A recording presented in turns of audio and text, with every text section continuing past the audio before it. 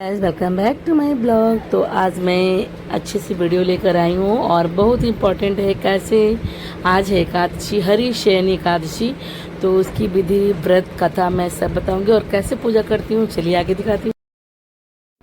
राधे राधे दोस्तों। तो आज की जो ब्लॉग है ना, बिल्कुल एकादशी स्पेशल हमारे ठाकुर जी की है। तो मैं इस तरह से भी आसन लगा दी हूँ उनकी पलंग पे, और आप देख सकते हो। फिर इस तरह से पुष्पों के द्वारा मैं इस तरह से उनका आसन पे विराजमान करूंगी। आज अपने ठाकुर जी को पुष्पों द्वारा उनका श्रृंगार पूजन सब करूंगी। इस तरह से आप देख सकते हो हमारे ठाकुर जी का आसन विराजमान हुआ है, और जहाँ मैं उनको बैठाने वाली हूँ वहाँ थोड़ी सी स्पेस ऐसे फूलों की बनाऊंगी। उसके बीच में मेरे लाला बैठेंगे इस तरह से। ये उनकी पलंग है और ये उनकी आसन।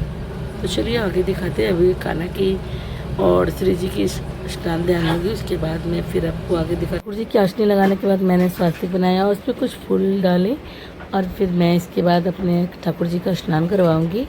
और हम स्नान करवाते हैं पहले दूध से, जल से, फिर दूध से, फिर दूध के बाद फिर हम जल अभिषेक करेंगे ठाकुर जी का, क्योंकि एकादशी है। तो आज का जो व्रत होता है सबसे महान व्रत होता है व्रतों में।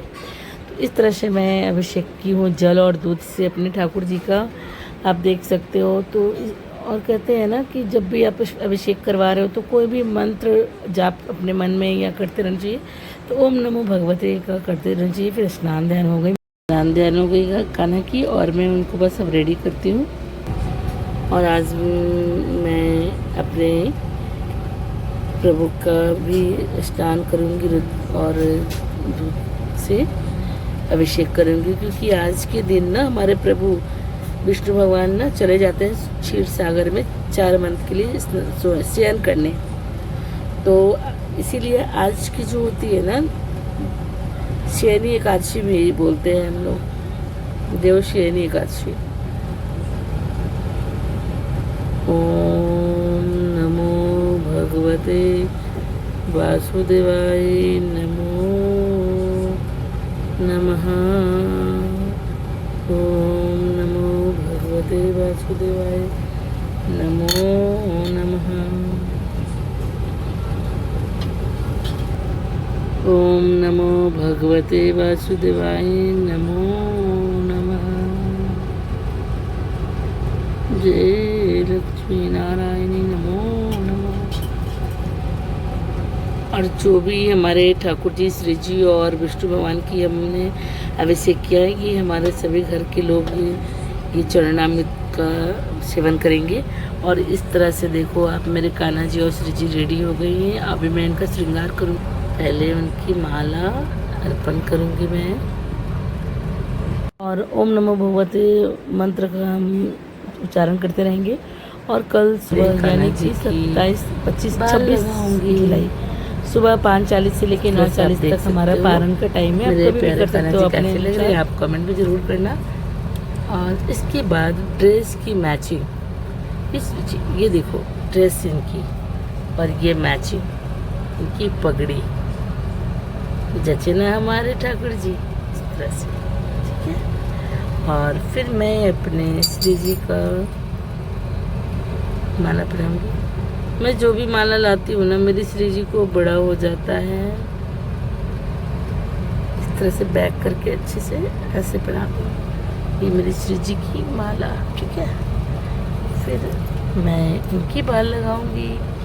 तो मेरी श्री जी की तो जो बालें हैं ना, छोटी वाली है, छोटी वाली, एक छोटी आगे, एक छोटी पीछे, और मैं दोनों छोटी उनके सामने लगाती हूँ इस तरह से।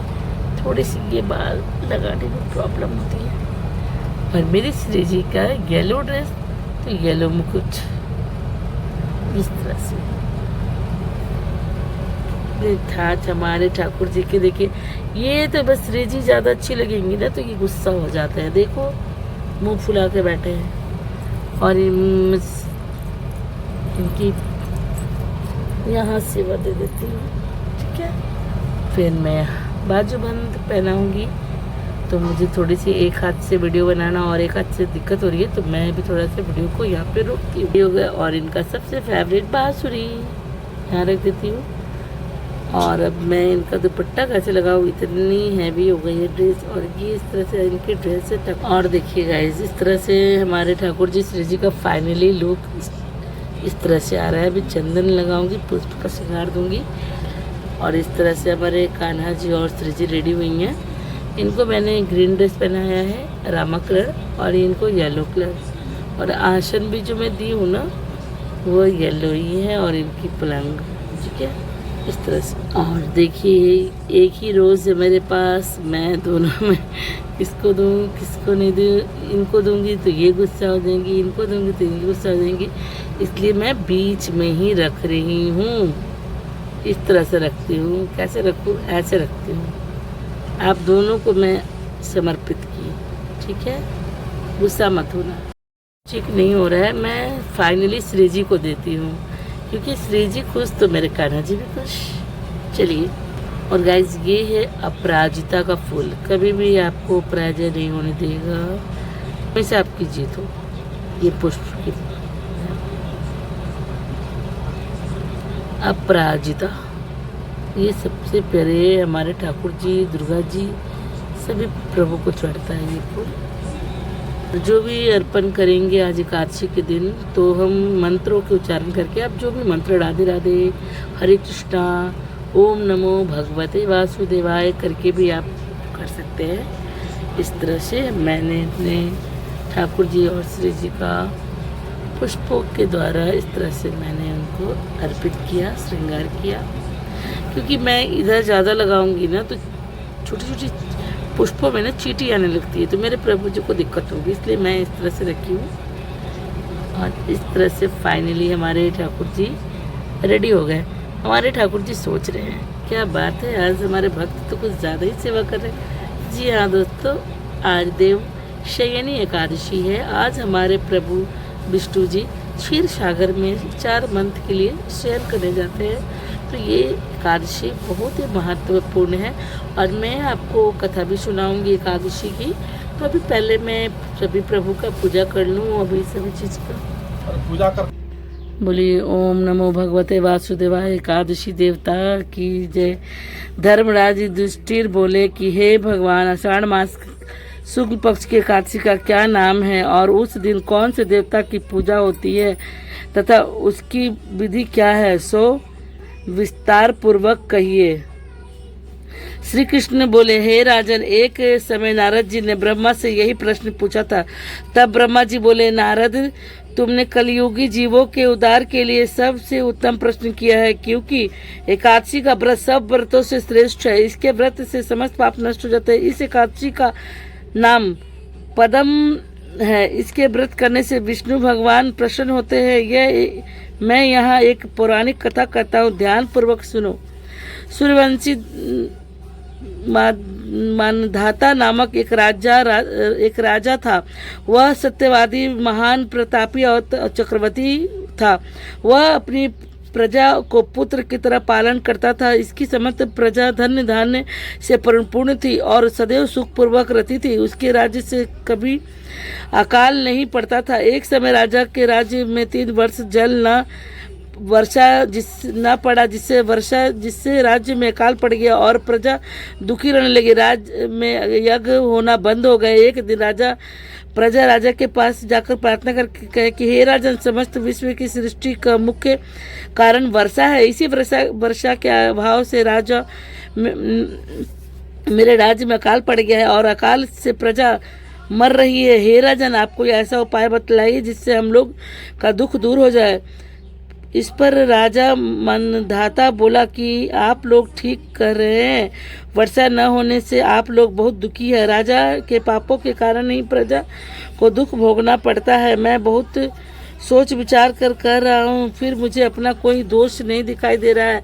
आप लोगों के दुखों को दूर करने के लिए बहुत यत्न कर रहा हूँ। ऐसा कहकर राजा मनधाता भगवान की पूजा कर कुछ मुख्य आदमियों को साथ लेकर वन को चल दिया।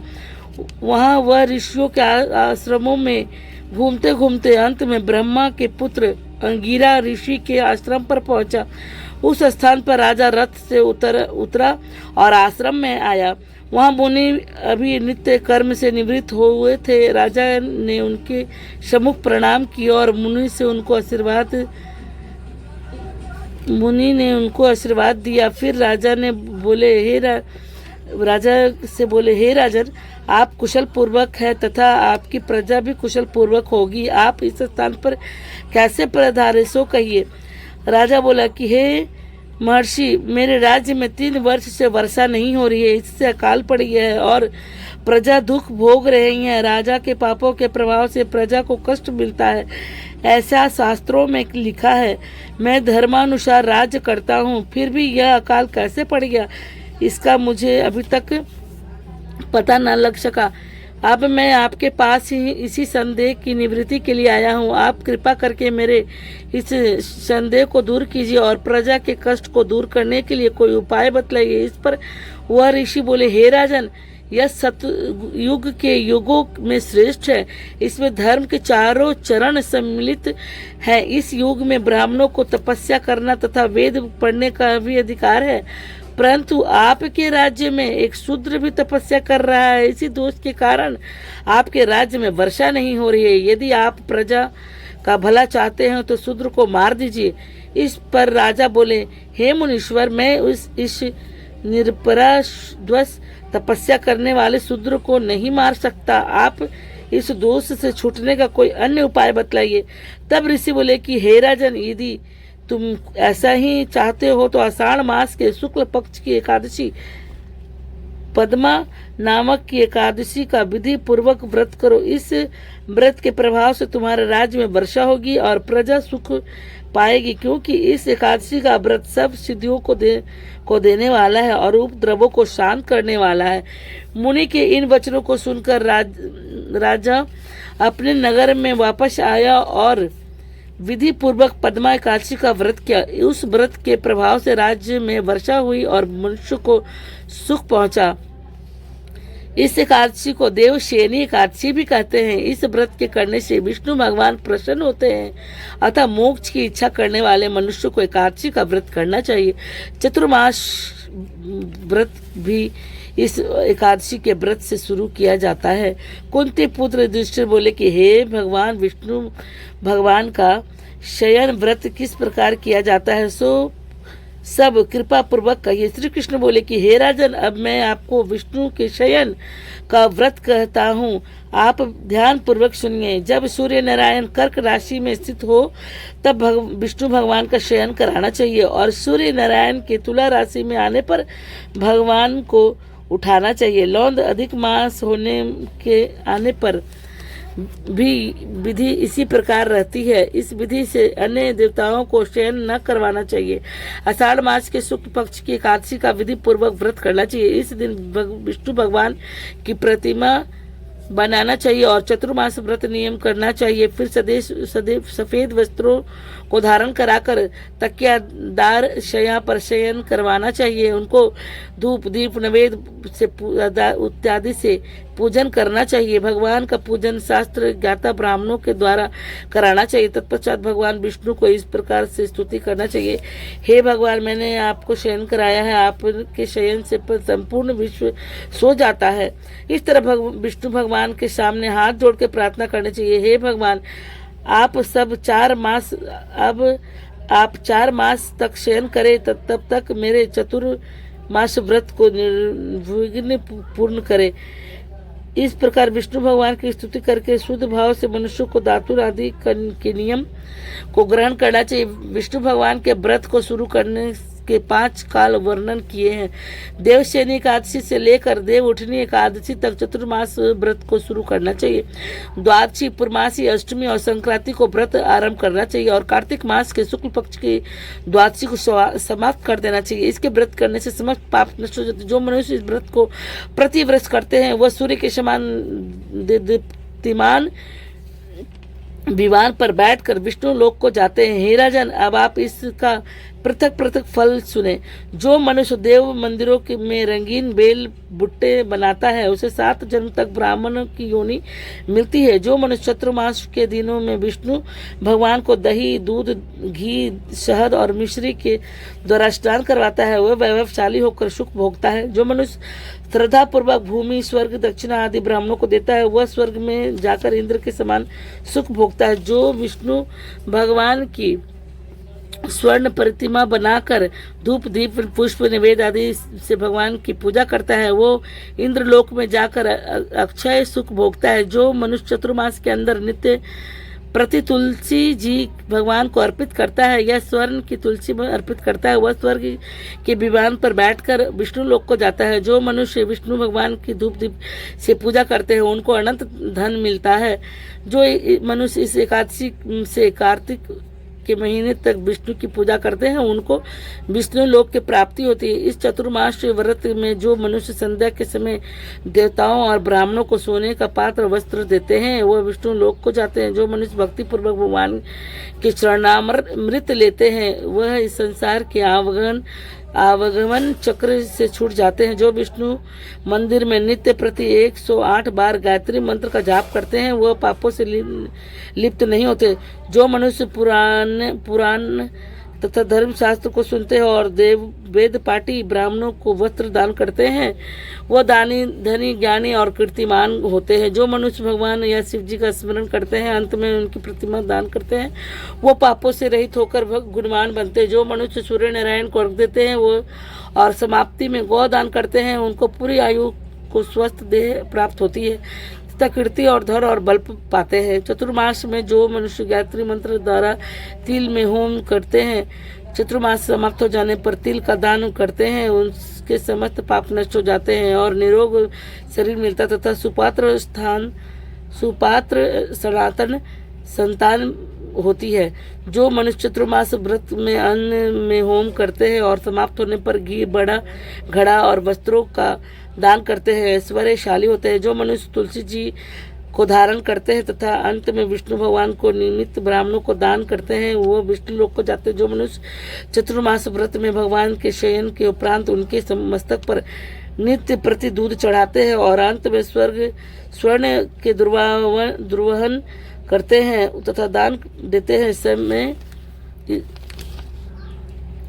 समय जो इस प्रकार की स्तुति करते हैं, हे दुर्वे, जिस भांति इस पृथ्वी पर शाखाओं सहित फैली हुई हो उसी प्रकार मुझे भी अजर अमर संतान दो। ऐसा करने वाले मनुष्य सब पाप को छूट जाते हैं और अंत में स्वर्ग को जाते हैं। जो शिव जी और विष्णु भगवान के 2 लोक में गान करते हैं उन्हें रात्रि जागरण का फल मिलता है। जो मनुष्य चतुर्मास व्रत करते हैं उनको उत्तम ध्वनि वाला घंटा दान करना चाहिए। इस प्रकार स्तुति करनी चाहिए, हे भगवान, हे जगतपति, आप पापों का नाश करने वाले हैं। आप मेरे योग्य कार्यों को न करने योग्य कार्यों को करने से जो पाप उत्पन्न हुए हैं उनको नष्ट कीजिए। चतुर्मास व्रत में जो व्रत के अंदर जो नित्य प्रति ब्राह्मणों को चरणामृत पान कराते हैं वो समस्त पापों और दुखों से छूट जाती है और वे आयुमान लक्ष्मीमान होते हैं। चतुर्मास व्रत के समाप्त हो जाने के बाद ही गौ दान करना चाहिए। यदि गौ दान न कर सको तो वस्त्र दान अवश्य करना चाहिए। जो ब्राह्मणों को नित्य प्रति नमस्कार करते हैं उनका जीवन सफल हो जाता है और समस्त पापों से छूट जाता है। चतुर्मास व्रत की समाप्ति में जो ब्राह्मणों को नित्य प्रति नमस्कार करते हैं उनका जीवन सफल हो जाता है और समस्त पापों से छूट जाते हैं। चतुर्मास व्रत की समाप्ति में जो ब्राह्मणों को भोजन कराता है उसकी आयु तथा धन की वृद्धि होती है। मनुष्य अलंकार सहित बछड़े वाली पीला गाय वेदपाठी ब्राह्मणों को दान देते हैं वो चक्रवर्ती वायुवान पुत्रवान राजा होते हैं और स्वर्गलोक में प्रलय के अंत तक इंद्र के समान राज्य करते हैं। जो मनुष्य सूर्य भगवान तथा गणेश जी के नित्य नमस्कार करते हैं उनकी आयु तथा लक्ष्मी बढ़ती है और यदि गणेश जी प्रसन्न हो जाए तो मनवांछित फल पाते हैं। गणेश जी और सूर्य की प्रतिमा ब्राह्मणों को देने से सब काम की सिद्धि होती है। जो मनुष्य दोनों ऋतुओं में महादेव जी की प्रसन्नता के लिए तिल वस्त्रों के साथ तांबे का पात्र दान करते हैं उनके यहाँ स्वस्थ सुंदर शिव भक्त संतान उत्पन्न होती है। चतुर्मास व्रत की समाप्ति और चांदी का पात्र या तांबा पात्र गुड़ तिल के साथ दान करना चाहिए। जो जो भगवान मनुष्य विष्णु भगवान के शयन करने के उपरांत तथा शक्ति वस्त्र और तिल के साथ स्वर्ण दान करते हैं, उनके समस्त पाप नष्ट हो जाते हैं। इस लोक में भोग और परलोक में मोक्ष प्राप्त करते होते हुए चतुर्मास व्रत के समान होने पर शय्या दान करते हैं, उनको अच्छे सुख मिलता है और कुबेर के समान धनवान होते हैं। वर्षा ऋतु में जो गोपी चंदन देते हैं उन पर भगवान प्रसन्न होते हैं और व्रत के समाप्त हो जाने पर इसी प्रकार उदापन करना चाहिए। 4 छटाक और एवं 8 छटाक वाले तांबे का 8 पात्र और 48 छटाक का एक तांबे का पात्र लेकर उसमें शक्कर भरकर तथा वस्त्र फल दक्षिणा सहित ब्राह्मणों को देना चाहिए। शक्कर सहित तांबे का पात्र सूर्य को प्रिय है, इसे मनुष्य के समस्त रोग नष्ट हो जाते हैं। उसके दान के प्रभाव से बलवान कीर्तिमान संतान उत्पन्न होती है। हे कुंती पुत्र, इस चतुर्मास व्रत करने वाला मनुष्य गंधर्व विद्या में निपुण और स्त्रियों को प्रिय होता है। जो मनुष्य चतुर्मास व्रत में ब्राह्मणों को शाक फल आदि देते हैं, अंत में यथाशक्ति दान दक्षिणा वस्त्र आदि देते हैं, वह सुखी राजा योगी बनते हैं। शाक और फल देता और मुनियों को प्रिय है, अतः इसके देने से देवता प्रसन्न होते हैं। जो मनुष्य इस व्रत में प्रतिदिन 60 मिर्च पीपल दक्षिणा के साथ दान करते हैं और व्रत के अंत में स्वर्ण और 60 मिर्च आदि दान करते हैं, वह 100 वर्ष तक जीवित रहते हैं, अंत में स्वर्ग को जाते हैं। जो तम्बाकू खाना छोड़ देते हैं उनसे देवता प्रसन्न होते हैं और अनंत धन देते हैं। इस व्रत में जो मनुष्य लक्ष्मी और पार्वती की प्रसन्नता के लिए हल्दी दान करते हैं, अंत में चांदी का पात्र हल्दी रखकर दान करते हैं। स्त्रियां वह अपने पति के साथ और पति अपने स्त्री के साथ सुख भोगते हैं, इससे उन्हें सौभाग्य अक्षय धन और तथा सुपात्र संतान मिलती है, उनकी देवलोक में पूजा होती है। इस व्रत से जो मनुष्य शिव जी और पार्वती जी की पूजा करते हैं तथा दक्षिणा वस्त्र और स्वर्ण आदि दान करते हैं और व्रत के शुरू से शिवलिंग की स्थापना करते हैं, गौ बैल दान करते हैं तथा ब्राह्मणों को मीठा फल भोजन कराते हैं, उन्हें संपत्ति और कीर्ति मिलती है। इस लोक में सुख भोग कर अंत में शिवलोक को जाते हैं। इसमें वामन भगवान की प्रसन्नता के लिए ब्राह्मणों को दही से युक्त भात खिलाना चाहिए।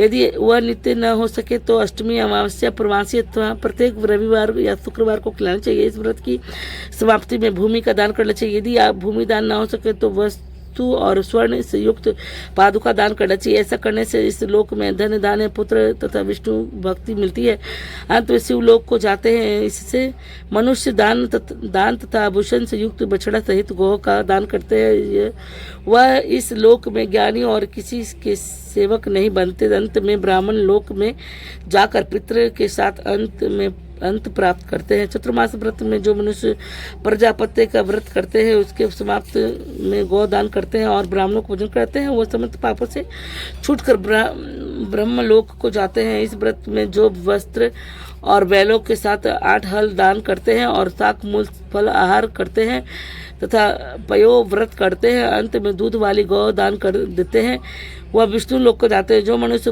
दोनों ऋतुओं में केला के पत्र और पलाश के पत्तों पर भोजन करते हैं तथा कांच का पात्र और वस्त्र दान करते हैं, वह इस लोक में सुख पाते हैं तथा तेल नहीं खाते, इनके समस्त पाप नष्ट हो जाते। चतुर्मास व्रत के प्रभाव से ब्राह्मण घाती करने वाला, सूरा पीने वाला और बालकों को मारने वाला तथा असत्य भाषण करने वाला, स्त्री को मारने वाला तथा किसी व्रत को बिगाड़ने वाला, अगमन्य गमन करने वाला, अपर स्त्री गमन और विधवा गमन करने वाला, ब्राह्मणी तथा चंडाली से गमन करने वाला, इन सब के पाप को नष्ट हो जाते हैं, अंत में निर्वाहन पद को पाते हैं। चतुर्मास व्रत के अंत में जो मनुष्य ब्राह्मण को अवश्य युक्त चंदन सहित बैल का दान करते हैं और तथा इससे सटरस युक्त भोजन कराते हैं, उन्हें विष्णु लोक प्राप्त होता है। जो मनुष्य भगवान के शयन करने पर नित्य प्रति रात्रि जागरण करते हैं तथा अंत में ब्राह्मणों को भोजन कराते हैं, उन्हें शिव लोक की प्राप्ति होती है। चतुर्मास व्रत में जो मनुष्य नित्य प्रति एक समय खाकर ही रहते हैं तथा अंत में भूखे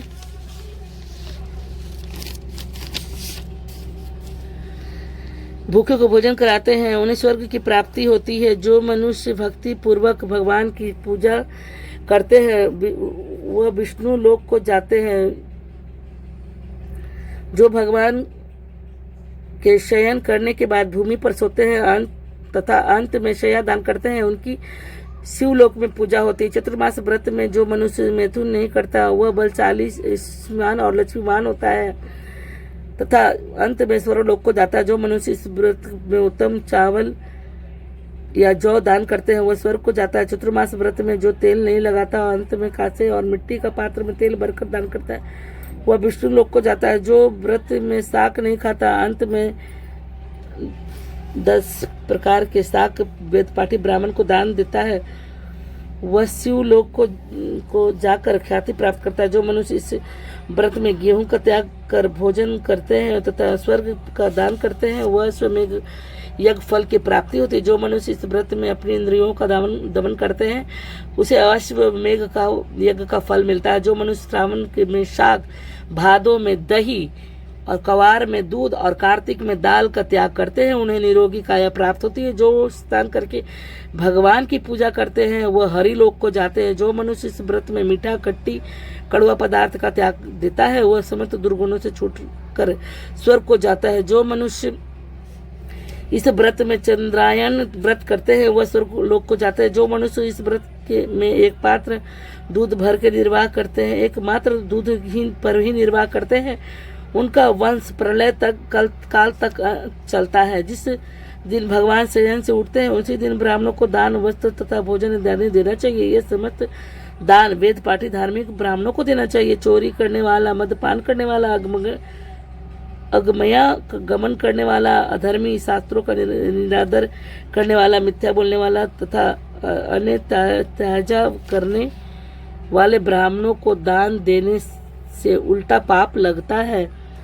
तथा नर्क की प्राप्ति होती है। बोलिए एकादशी देवता की जय, भगवान विष्णु की जय, माँ राधा रानी की जय। एकादशी देवता का व्रत समाप्त बर्बाद हो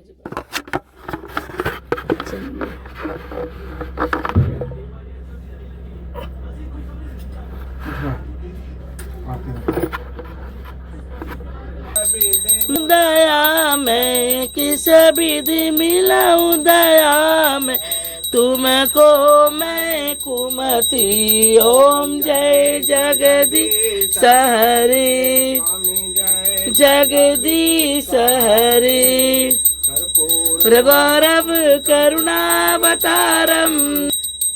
जय जगदीश हरे, स्वामी जय जगदीश हरे। भक्त जनों के संकट सजनों के संकट क्षण में दूर करे। ओम जय जगदीश हरे। और आरती पूरा नहीं कंप्लीट वीडियो में हो पाएगा क्योंकि मैं खुद करती हूँ, कोई है नहीं शूट करने वाला। तो चलिए, फल में आम और काजू का भोग लगाया प्रभु का। और गाइस इस तरह से हमारा फाइनली कंप्लीट होता है पूजा पाठ एकादशी का। और मैंने अपने प्रभु का भी, विष्णु भगवान का भी आज स्नान करवाया, दूध से अभिषेक करवाया। पूजा पाठ मेरी कंप्लीट हो गई है। बस मैं अब जा रही हूँ, करूँगी माला।